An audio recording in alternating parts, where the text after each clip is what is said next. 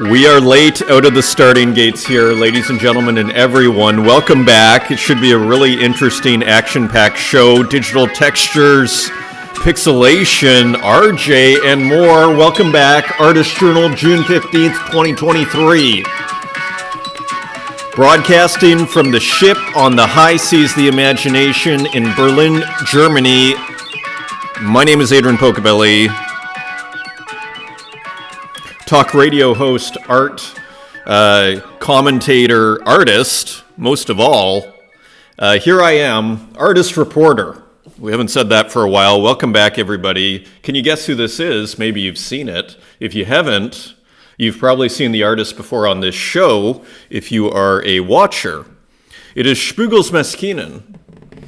It is Spugels Maskinen, who often does, I think my favorite series, just from a purely content perspective, was the Abnormal, the shopping mall.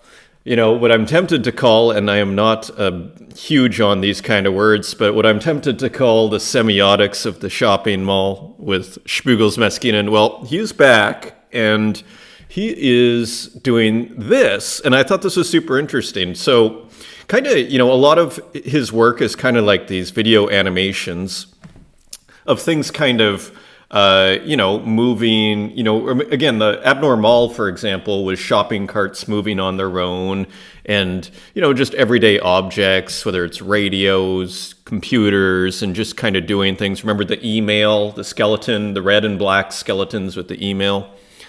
So he does a lot of that. And what I found interesting, and he's worked with pixelation here before, and I almost, maybe dithering is a better word for it. I mean, we could call it maybe pixelation is the, enveloping word, and dithering is a kind of pixelation, perhaps. Anyway, what you see here is a space work. So what looks like almost like an Apollo spacecraft, at first kind of landing on the moon, but then going through the moon. The work is called Hollow Moon. Here you see it orbiting and then going inside. And what I thought about this, again, the inner artist here was wondering, what I loved about this, I think most of all, was this idea that you could take the dithering and you could just apply it to all of his work. And I mean, a lot of his work already is dithered. You'll see, dithering, again, this kind of, for lack of a better term, this digital cross-hatching that you see here on the moon and everything, how it gets these gradients and everything. You could apply this kind of like a black and white version, for example. You could remix every one of his works, potentially, and you'd have a brand new work. And I just think that's interesting. I think that's something, again, that is unique to digital. Now, I don't think he's ever done that, but that's what I kind of, you find a new process, a new way of kind of presenting things, and it just kind of makes it interesting, doesn't it? Because they're probably beautiful. If you took the shopping carts, for example, and then applied this black and white version, dithered version, then, you'd arguably would probably have something pretty beautiful. So it just kind of raises almost questions about, because there are so many ways of presenting works, where should one stop? And maybe, so perhaps, just, philosophically, finally, before we move on here, perhaps a work has to have, as the French would say, a raison d'être, a reason for being, from an artistic, aesthetic perspective. Perhaps. Otherwise, I mean, you can literally make 20 different versions using different digital processing of a lot of the artwork that you make, maybe more, and probably like persuasive versions. So it brings out one of my favorite topics here, which this isn't even a remix, but remixing, and how that is kind of unique to digital art in a certain sort of way. Yes, you can kind of remix in physical art, but not really. I mean, I guess you can print out someone else's, you can print out a Manet on canvas with inkjet, and then you can start to play with that. But it's not quite the same as putting on a filter, right? So, all very interesting. This, speaking of interesting, and I need to actually bring up Again, I am running late. I need to bring up Unknown Collector left a really nice comment, made a tweet actually about this space here, and I was so thrilled with how this space went with RJ. I'm so glad he came on, and he was incredibly interesting. I cannot recommend this show here enough, and I think both me and Runetoon were on Inform too. So I think it turned into a great show. I got a couple of comments actually, and everything. So this is well worth the listen, not just for entertainment, but from a kind of philosophical, artistic perspective. As I was saying to RJ at the end, I knew there was depth there, but you delivered 130% and more. So that is super cool. Let me actually bring up here Unknown Collector, who actually left a tweet, with 60,000 followers, left a tweet. We might need to scroll a tiny, look at that. That's pretty interesting. Let me see. It has a huge audience. There's RJ. And let me just bring this up. Wow. Look at this. Graphica.png with the new piece. I just love Graphica.png's work. So, again, what it's tempting to call an embarrassment of riches out here. And where is... because I saw us there retweeted, but I'm not sure. But he retweeted okay, here it is. Thank you for your patience. GM just listened to the recorded space by Pocobelli and Runetoon with one of the most exciting up-and-coming artists, RJ, and really loved everything about it. We need more of this, and Pocobelli in general is putting art in the center, which I love. So thank you, and massive shout out to Unknown Collector, who I have quoted, at least a dozen times, probably more like 24 times on this show over the months. A regular kind of feature here in the commentary section. So anyways, this is awesome to hear from Unknown Collector. Again, has a huge audience. So that is exciting. And so check that out. I'm going to upload it to YouTube actually, perhaps today, maybe tomorrow. Everything is happening at once here. So continuing on. Thank you for the comments. And awesome that Kiro got a bid on one of the works we were showing here. Thanks for showing my art. Google Translate for the title names. The one you showed got a bid from the legend Ellie Pritz. Also noticed a big reduction of So Anyways. Congrats to that. Yeah, my mom actually also said it's almost gone. So I'm actually really excited, and shout out to Rada, Human Boy, Santiago, and Lepro Chant, and Esteban Poquintesta, and Almazonius. So everybody, great to hear from you. So following on this thread, I got this email from Art News yesterday, just their newsletter, and they're talking about Art Basel. And remember, we've been following this whole art market situation, the auctions in May that didn't go well and everything. So I just wanted to follow up on that here. And here it is. David Zwirner told the press in the gallery's usual end-of-day sales report that he would no longer include prices for secondary market sales in future editions. And so I guess they typically report, and of course David Zwirner is like a top 8 kind of, blue chip gallery in the contemporary art world, and, sells for millions and everything. So this was interesting too, just adding evidence to the situation that there may be fissures, perhaps, we don't know, but there may be fissures in the contemporary art market here. So he's no longer reporting the prices for the secondary market. And what's great about this scene over here is I don't need to explain what the secondary market is. We all know, being in this business here, in the digital art space. I am by no means implying that Zwirner is up to any funny business by not reporting secondary market sales. His reputation as an art dealer is as good as it gets. And so... yeah, and then they kind of make a defense for Zwirner, justifiably or not. This is what I wanted to highlight, though. The problem is that his statement comes at a time, exactly, when secondary market prices appear to be somewhat wobbly. At the auctions last month, many reserve prices were lowered. If what I heard around the aisles at Basel is correct, collectors are making lowball offers, often through advisors, and it's entirely possible some dealers are accepting them. So that is basically it. So all to say, there's a couple of things that are being said here that I just wanted to note. Zwirner stops reporting secondary sales. Maybe means something, maybe doesn't, but why now? As the person was pointing out here, it comes at a time.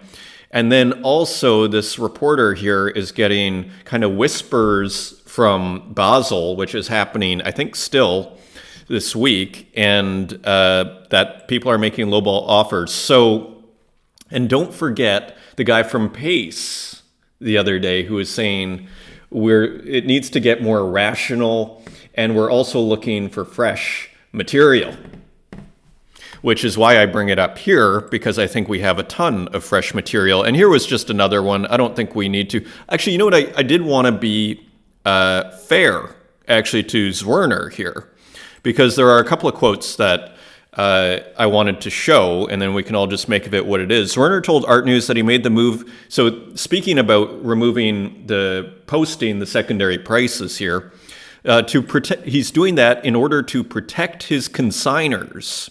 And of course, consignment is when you, without selling the work, I say, listen, David Zwirner, you can sell this painting, this Picasso I own, and you get 20%. That's consignment.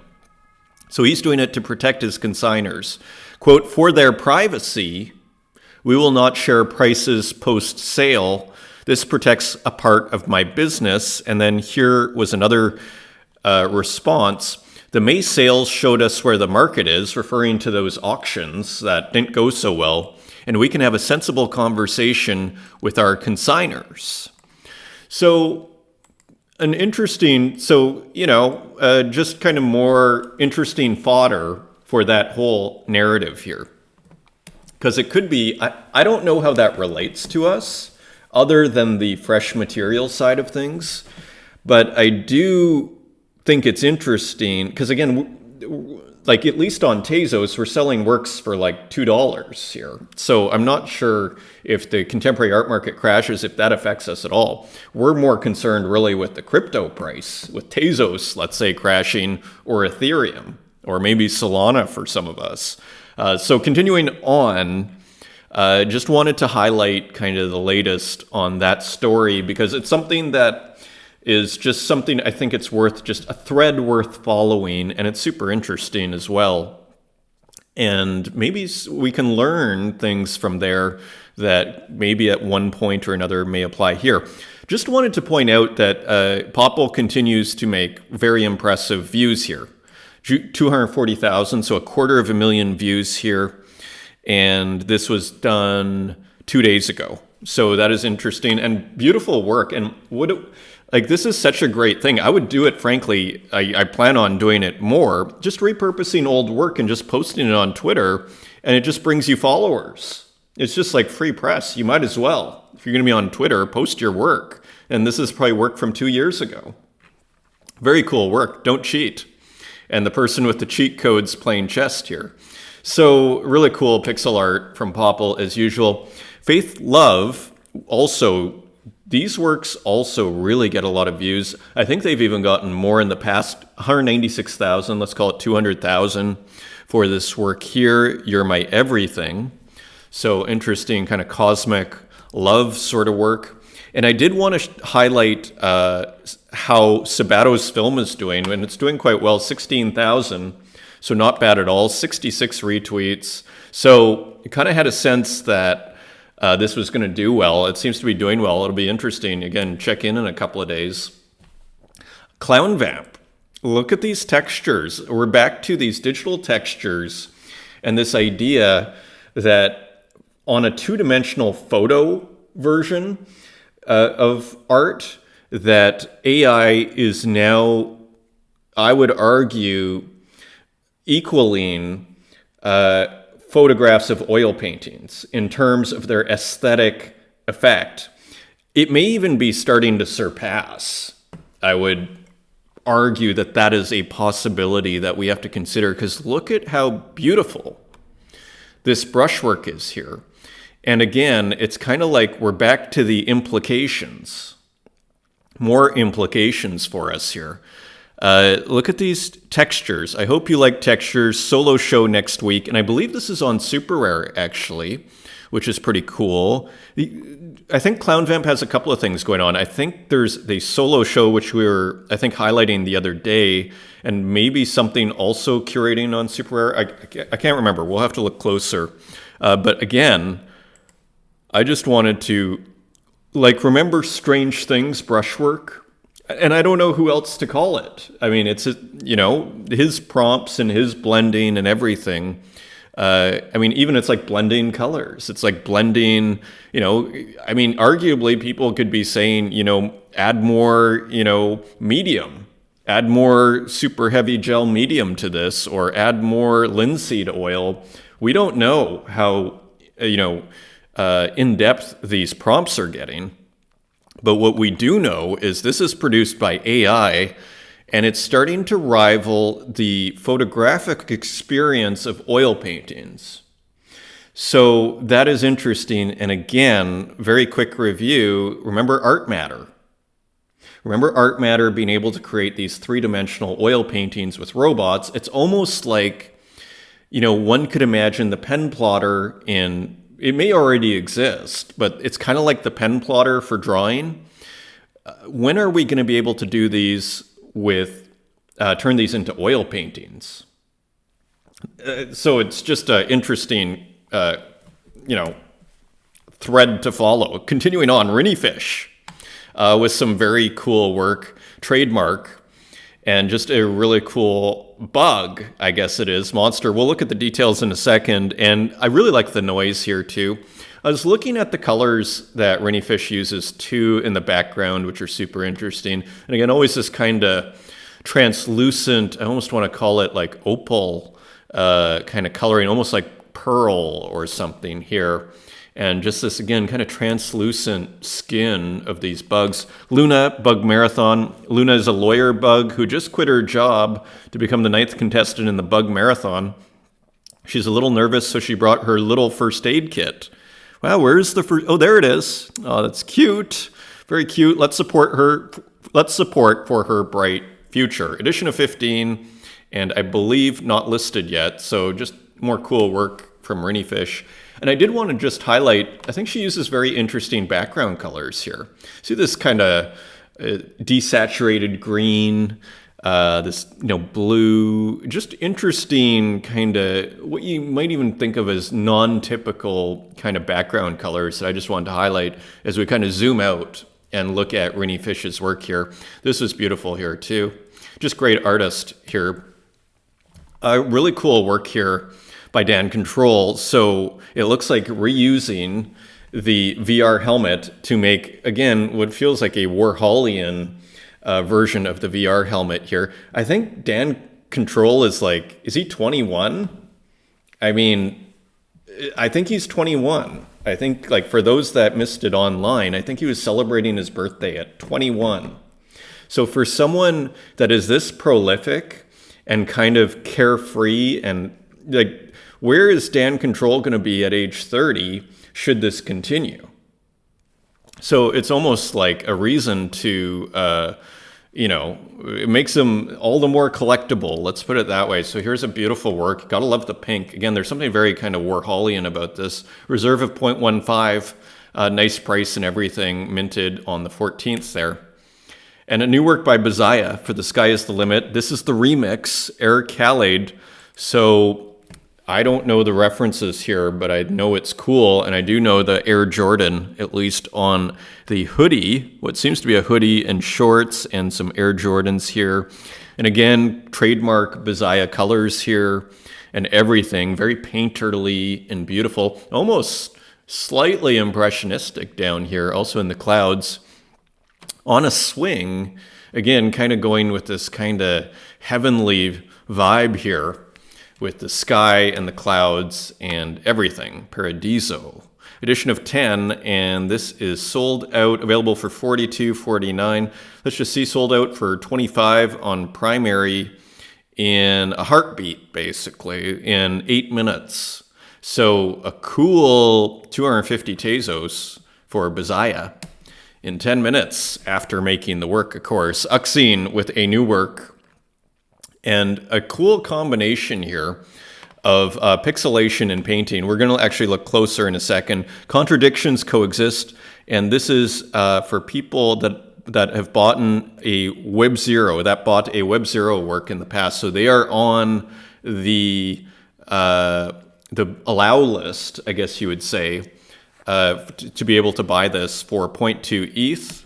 And here it is. So this drops at 8 p.m. So if you've bought a Web Zero work, you can pick this one up. Interesting combination of painting and pixelation. Again, you see that kind of dithering here. Creates a nice contrast, and it's also contrasted in the color. Interesting kind of shadows here too. Almost Disney-esque, I'd say. It's almost like Fantasia, where the shadows become personified here. So interesting work as ever in the smiling computer there. Cool conceptually too, of just this contradictions coexist of the dithering going inside and outside the robe here. Continuing on, Yuri J. Crash. So I think Yuri posted this months ago, like maybe 2 or 3 months ago on Twitter, and I guess it's finally been minted. Maybe there were some final touches, and I believe there is a reference in that original tweet to Crash by the movie by David Cronenberg, which of course is based on the novel by J.G. Ballard. And of course we see the upside down car here. Beautifully done here.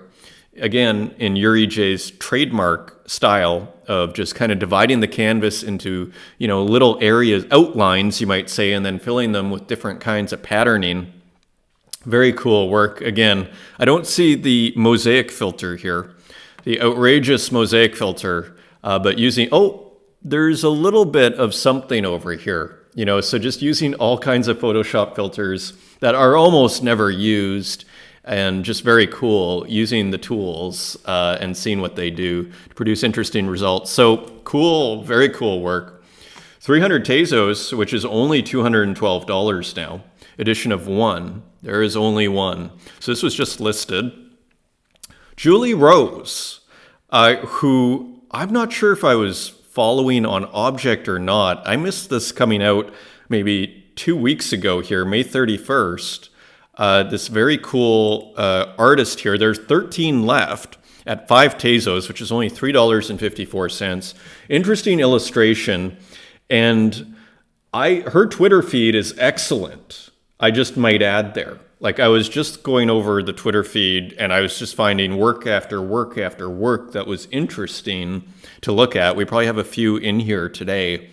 So yeah, just a heads up on that one. So anyway, interesting. I think we've looked at her work maybe 3 or 4 months ago, and here it is again, kind of abstract and just kind of fun, really, with cool kind of, almost like a landscape here and a surrealist object. And, interesting kind of sculptural illustration, shall we say, with a beautiful gradient here.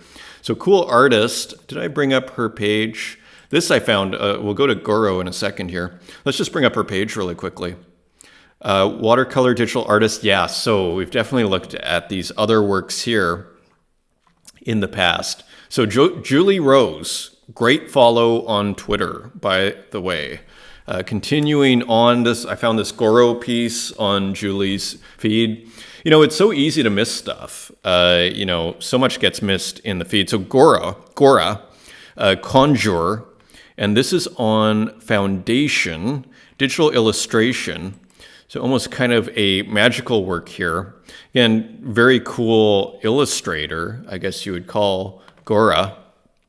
And here it is, the Conjurer and some sort of biomorphic object here. Interesting positioning of the sun, perhaps. Interesting colors here, too. Interesting kind of stylization of the arm. So lots of interesting things going on here, just kind of having fun, it seems like, kind of freestyling it, and cool signature here too. Nice touch here too with this little square pixel. Very interesting detail. So available for 0.25 ETH. And we have another one. This was from Super Rare. So Gora doing Saturn devouring his son, which of course is based on Goya. So maybe Gora and Goya, maybe that's where the name comes from. So interesting interpretation, isn't it? I mean, you can see Saturn in the back here, completely different than the Goya piece. Should we just bring it up for comparison? It's always fun to bring up the art history here. So let's do that. And Goya's an artist, very famous images. I mean, here it is. Remember Ben Sector put out a work like this as well? There's a wonderful dithered pixelation work by Ben Sector of this. By the way, heads up on Object if you're looking for it. So here is the original by Goya. And then, so interesting, quite a change in the interpretation here. So that is pretty cool. And that is also, and accepted an offer of half an ETH. So that is a pretty impressive sale there. Probably $1,000 because it was in April. Pretty good. Very good. And also, so Gora up to all sorts of stuff here. And also this on Foundation Drops, 8 unique pieces. And I thought the selling technique was quite interesting here. So 8 unique pieces, 0.15 ETH per mint. And I guess these are the pieces, right? And then you get the link and it brings you to Foundation. And this is what it is. And I was like, oh, this is weird. Like there's no date on this and, I can't make the image bigger. But the reason why is this is like your preview image and then you mint it. And then once it comes out, then I think it comes below and then you see it. So this is like the preview image here. So an interesting way of selling art, always trying different things here and everything. This is, you see Uxine with the classic, okay, you've bought from this series, then you're allowed to buy on this series over here.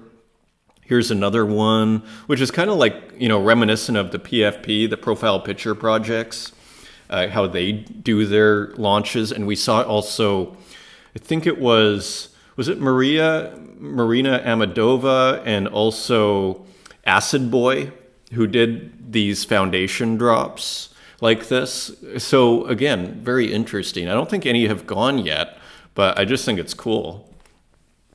This was found in Julie Rose? Let's just quickly look.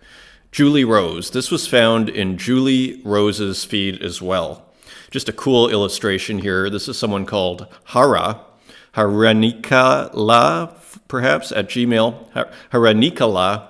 So just, I thought, another interesting kind of illustration, kind of poetic here. Has a bit of an anime feeling to it, or manga, I should say. And this artist, this was also found in Julie Rose's feed. And this artist we've looked at months ago, but it was fun to just see something recent. Louis Mort. And I'm not sure, I think I already followed them. I'm not sure if this is a new one or an old one. It doesn't really matter. Just this kind of bunny figure, just cool illustrator. Another different kind of style, really nicely put together, would work beautifully as prints. And I wasn't sure if this was Burka Bayram or not, because the name is Burku or Bayram, and Burku, not Burka, and Festina Lente. And so this is just an interesting abstract here. With just interesting colors, simple shapes, and everything. And again, digital painting, maybe it's someone different, but I just stumbled across that. Nice color. Françoise Gamma. So now, I was like, okay, here's a new, walking figure. And then I saw, this is from 2009. So the implication here, the inference, is that Françoise Gamma has been doing these walking figures for going on 14 years at least. And that is quite something. I mean, there could be thousands of these, thousands of variations of the walking figure. I mean, that is really quite something. So very cool. Only three available So they are selling, and she puts out a ton of work. So that is impressive at 3 Tezos each. Here's another new one, I believe, Hand 64 by Françoise Gamma, that I thought was interesting too. So playing more with just kind of a 3D modeling and what looks like some kind of light pixelation. I mean, there are great screen filters. I know on the iPhone, I use one in particular, and it gives you like, if you want Atari, you want this kind of dithering. I mean, there are incredible apps out there for, and that's kind of what this reminds me of. It's like, this is the, you know, maybe Commodore 64 or maybe Atari. Actually, this looks more like an Atari screen kind of rendering. Who knows? Anyway, cool work. Hand 64, maybe Commodore 64, perhaps. A clue in the name, maybe. And 10 have gone.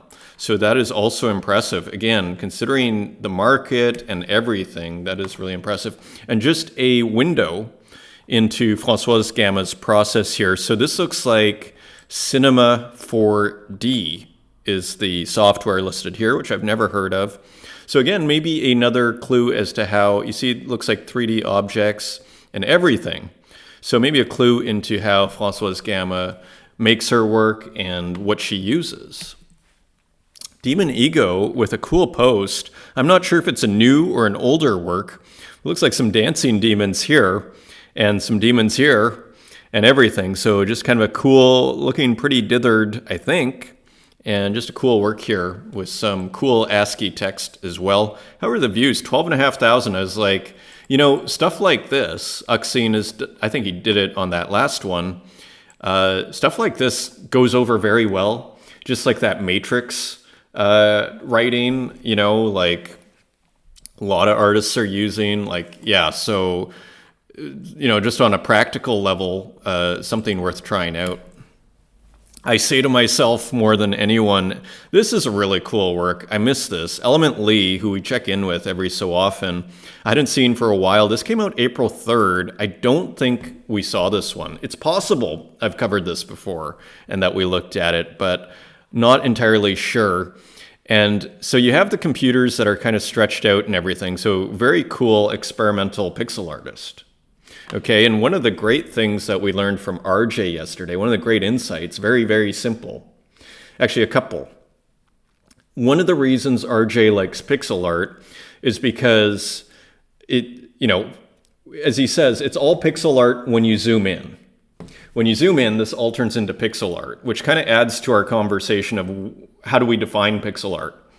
And because he's totally right, when you zoom in, it all turns into pixel art, and maybe that is like a part of the definition that it's bigger pixels. You know, but at what point do you stop the, you know, how do you decide what's big enough to be pixel art and what's not? Is dithering pixel art? Interesting question. And so that is one of the reasons he likes pixel art, because it's almost like this elemental, you know, way of dealing with the medium. Like it's dealing with the medium, you might say, on its own terms.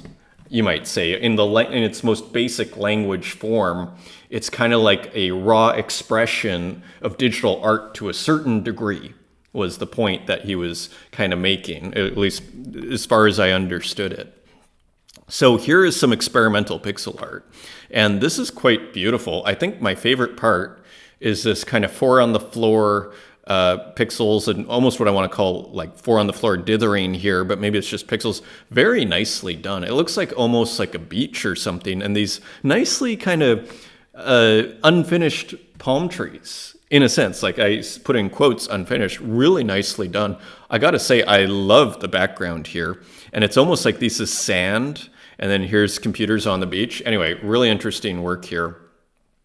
Still available for 0.1 ETH. Pretty interesting artwork. Again, it makes me think of like institutions. Now I had a work by Element Lee loaded up here. Let me just make sure. So somehow that disappeared. Element Lee. Because there's a cool swimming pool. This is what I want to show you. So just a cool post from Element Lee. That's how I returned. I was like, has this been posted yet? And how are we doing? 630 views. I could see some of Element Lee's work going a lot further too. Kind of almost has a bit of a Hockney feel to the pool there. Interesting reflection of a palm tree. And so all very cool and going outside the lines here. Really interesting, kind of bold pixel art here from Elemently. Here's another bold work. You see how long this is? Like, I just think this is really, really cool. This is by Cap'n, just posted here. So I just wanted to show it here. Like, it goes all the way down here. So, and very interesting composition. So the work, you know, if you were able to see it without the black background on Twitter here, it's quite an interesting composition just by using this negative space underneath. It's very interesting work from Cap'n. Keeping it interesting. Stippen Pixel, another great pixel artist here. So here are some kids playing Street Moment number 42. So a new work by Stippen with a kind of wavy gravy reality matrix background, for lack of better words. And so anyway, cool work here. Almost as if they're on like a trampoline or something, playing in the playground, almost like an impression of what that would be like in that whole experience of playing and having fun. So cool work there. And has it sold? Yeah, sold. 5 Tezos gone. So works are still selling here. Maybe they're going to sell even better than ever with Tezos. You know, it could go to like 45 cents, which could be like amazing for all our collections here. Muji with a brand new work at 10 Tezos, which again isn't like $7.09. You know, so beautiful work here. Nice, probably deluxe paint is a software, and just see this is dithering, beautiful dithered gradient here, and just kind of a mysterious work, kind of abstract, almost metaphysical, like some planets, a portal here of sorts, and some nice rainbow. And here, using what I call the matrix writing, and it's called obelisk. A river of colors runs inside the diagonal obelisk, so it's an obelisk, interestingly. So this is an edition of 10 for 10 Tezos. There are 10 left. It was just minted. And here's another one, a one of one that I don't think we saw, using the same colors here for 125 Tezos. That is pretty awesome. 125 Tezos, pixel art. There is really something to be said for pixel art, isn't there? So very, very interesting. And here, kind of similar colors, and you have this kind of sphere here, dripping rainbow colors, and just some sort of structure. We'll see what this is called. Color Tower. Great title. Let's see how long that took. That was basically sold the next day. An offer came in within 35 minutes for 125 Tezos. That is impressive. And that was just a couple of days ago, 3 days ago. So about $100. Very nice. And this is one I missed. Short-circuited workspace. Again, matrix writing here. No intel can be obtained from the system once linked to a brain that worked too much. Edition of 7.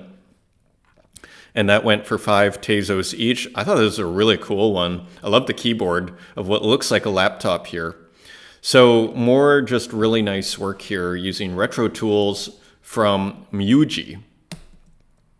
Mech.txt mints the work that was on Twitter, that did fabulously on Twitter. So let's see if this was listed. So again, playing again with movement, making the pixel art dynamic. An interesting decision. Flying Prophets and the Crane Finally Descends. 3-color pixel art, 280 by 280, scaled up by 10. And so offers are coming in at 15 Tezos. So that is pretty impressive. Edition of 20, I mean, that could turn into 300 Tezos, which these days is over $200. So not bad at all. Again, pixel art. We got a ton of it here. Ultimate Mini Golf. How are we doing? Gonna speed up a little bit here. Bite by bit with another, virtual video game here of a mini golf game. Ultimate Mini Golf 2000. Press space. Beautiful. Sport Buddy. One of one for 25 Tezos. And there it is. Edmarola with some really interesting experimentation here. 10 skeleton warriors in line holding gifts. So again, pixel art that's really getting experimental here and just kind of blended out, and really interesting lighting here. kind of has a ritualistic feel, and these skulls and everything. There is nothing like Ed Merola's work out there. It is totally its own thing. Edition of 22, there are 3 left, and the market likes it. Here's another one. This is for 0.15 ETH, and this was minted May 31st. I don't think I'd seen this before. I think it's called the Keymaster. We'll look in a second. And so here's a guy with some keys, and it almost feels like a role-playing game, and this beautiful frame here, and this movement and everything. Keymaster's Solitude. Great title. Very poetic and beautiful. Santiago with some more pixelated abstracts here. This is a game and upscaled to a massive size, 6,500 by 7,000 there. So more interesting pixelated abstracts from, and I use the word pixelation, experimental, let's call it that, by Santiago. Here's another one with, again, almost looking like cut up text on the side, which is a nice touch. And again, we see the dithering here. It almost looks like a beautiful carpet of sorts. You can probably get those made if you want. Edition of 15, and is this sold out? This stuff is selling. Like, I mean, this is impressive. The market is still, it's going still. Despite everything that's going on out there, work is selling, and this is really exciting. Human Kernel, who has some similar work here, so Lucky Angry Birthday Rabbit. So this is for Little Cakes' birthday. So shout out and happy birthday to Little Cakes, who has been on the Twitter spaces. We've shown some of Little Cakes' work here, a prominent person in the community. So that is super cool. I love the border here, how you see this, what I want to call like dithering or bitmapization. These are really interesting. Again, it's kind of like this, dithered abstraction, right? This is Human Kernel. I'm not sure if that's Santiago or not. Really cool art, though, from Human Kernel. Does a lot of those PFPs. Here's another one. This is kind of classic Human Kernel. Very experimental, BB Soldier. And here you see another portrait. It's very cool. Edition of 13 on secondary for 25 from Legojo. Big shout out to Legojo. Authentic Waffles, and we have some music here. This is also for Little Cake's birthday.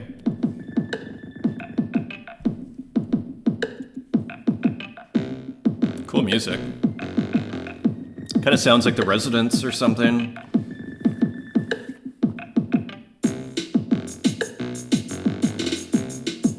This is really cool. Like, what a nice gift. Happy birthday, Little Cakes.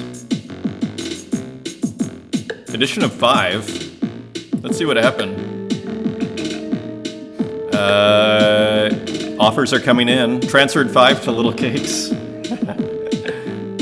Very, very, very cool. I assume Authentic Waffles, also known as Hesdrubal Waffle, made the music there. So very cool. And Lorna Mills, Scrap Kent Toot. Lorna has been posting a lot of these experiments on Twitter, so it's finally minted one of these works here. So just cool experimentation as ever. And what is this selling for? Buy for 30 Tezos, and that is on primary. There are 14 left. Edition of 15. So they're not flying out the door, but they were just listed today, so give it some time. Interesting work. And let's just see if she's posted any others. There are a couple. So there we go. And there's also this other one, Terry number 27. So kind of a new series here from Lorna Mills, as far as I can tell. I've never seen that style before. It's interesting. John, with a bit of a metaphysical work here. Let me just load it up. And I don't think there's volume on it. So opening the portal here to another dimension, seemingly. Cool kind of grid, cubic room here. Cool grid room. Again, kind of has a metaphysical feeling to the whole thing. Available for $350. Maybe this is not a newer work. I saw a beautiful one with a synth, actually. This is from January. This must have been listed, so it came in my notifications. And also, these things need reloaded up. It is late in the day, but we're getting through it here, and we're going to run through the rest of this episode. So beautiful work with Kurt Hustle Collective and Hologram Gallery, a ticket to the ball game featuring the Seattle Hustlers. So just more cool work by Kurt Hustle Collective as ever, keeping with the baseball theme, versus the New York Escapers. Those are actually pretty good names for teams. And then Mick Renders. I sure hope we can get Mick Renders' work rendering here. Let's see. Turbulent Bliss, Mick Renders with Dithers. It is a TV. We might need to come back. There it is. Let's see if we can get it. There we go. And it's one of these, I think it's a GLB. And there they signed it on the back with that super cool kind of arcade game writing. And some stickers on this retro TV. So that is very cool. Edition of 20 for 6 Tezos. And they are on primary. Another TV here, Ricano, continuing. And this looks like kind of like Donkey Kong or something. I'm not exactly sure. Kind of looks like a video game, but kind of not. And here are some bananas as well and a retro TV. Very cool. And this sold out. So Mick Renders picking up a couple and 5 Tezos each, DeFi Boston. So this continues to go. This continues over here. Spider-Man 2099 by Polygon 1993. Just a beautiful rendering of this kind of classic comic book cover.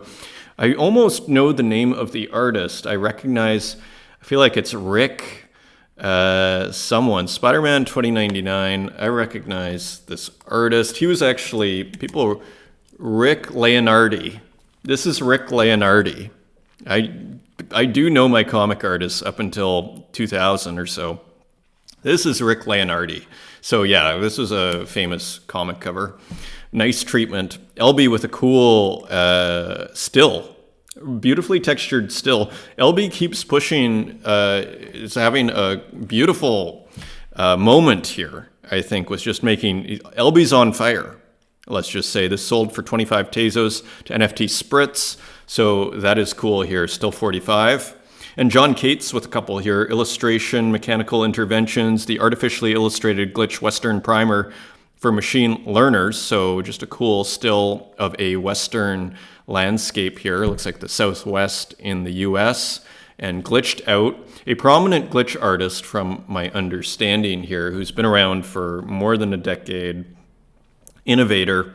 Here's another one. Is This Electricity? And it's an open edition for only 1 Tezos, which is 71 cents. So you can get a work by John Cates here for 71 cents. Cool glitch work here. The real deal when it comes to glitch here. So FYI, from my understanding, I am not a total expert, though, on the glitch front. Evelyn O. with a cool work. This is, I believe, AI, digital painting and AI Fresro. So just an interesting experimentation here with a portrait of sorts and the beard kind of feeling like brushwork a little bit using AI. Just an interesting work here from Evelyn O. Some text which looks AI based and everything. Edition of 15 and sold out. So the market at 10 Tezos each. So this is awesome. The market continues to be, it's looking, I don't know if I'd call it strong, but it's looking fairly strong.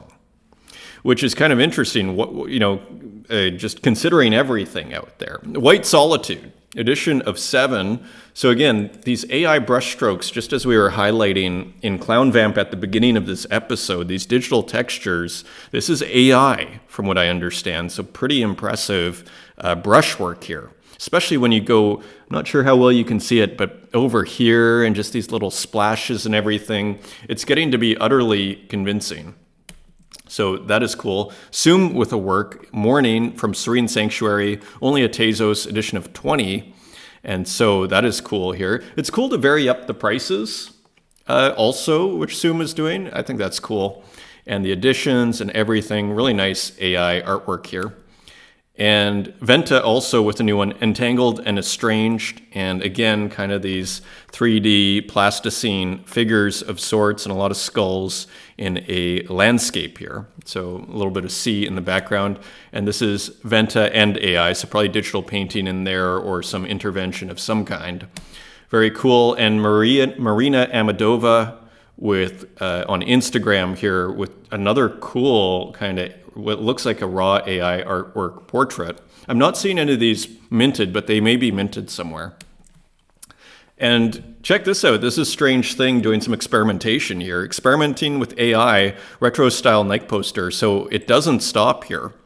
And it's incredible how many images, I mean, once you start to master AI, I mean, I bet Strange Thing makes 100 images a day. Maybe it's more.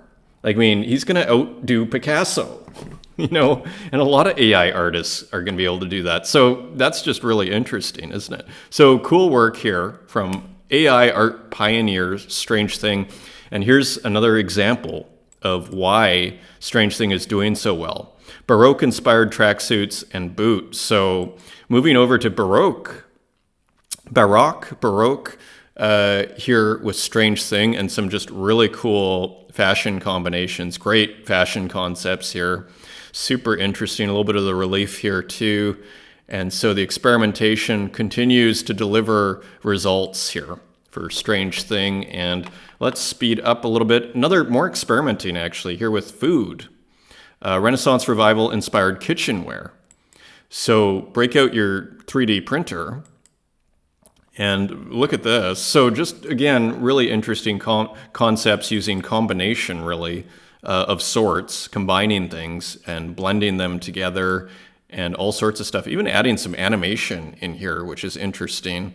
So trying out different things. Look at that fork design here. So very, very, you could almost imagine that in a museum. So very interesting here as well. And look at that toaster. Anyway, beautiful work by Strange Thing. There's your cereal. Dr. Version with a physical work as we wrap up here. Ryan Crotty, Bloodline 2022. Now, I think this is Dr. Version. I'm actually not positive. I thought this was, because it kind of reminds me of his work. And maybe this is a physical version of his work. So anyway, cool painting here. Again, really interesting to see the similar themes if they are the same person. And so very cool, 14 by 11 inches there. And Delcante draws also with a physical work as an NFT and just has a total natural sense for composition here, and just an amazing illustrator, and sense of color is excellent as well. Interesting perspective here too. So beautifully, beautifully done here. At auction for 10 Tezos, edition of 1. And there are 19 hours left. And here's my friend Ben. He had to redo his account because he got locked out. So he's at 8enm.art. And he does a lot of memes here. I've shown his work before. RIP ODB, you would have loved AliExpress. So I guess there's a meme with the RIP. We saw it with Haiti Rocket. RIP Oscar Wilde, you would have loved watching your own Instagram story. So I think he's taking memes, and look at how beautifully done here. Again, with the spray paint here as well. And I think he uses water-based oil paints, which is interesting too. Here you see Winamp. So really cool artist. Nice rendition of Vermeer here. Girl with a pearl earring. And that's your show, everyone. Thank you for watching. And until next time, take care.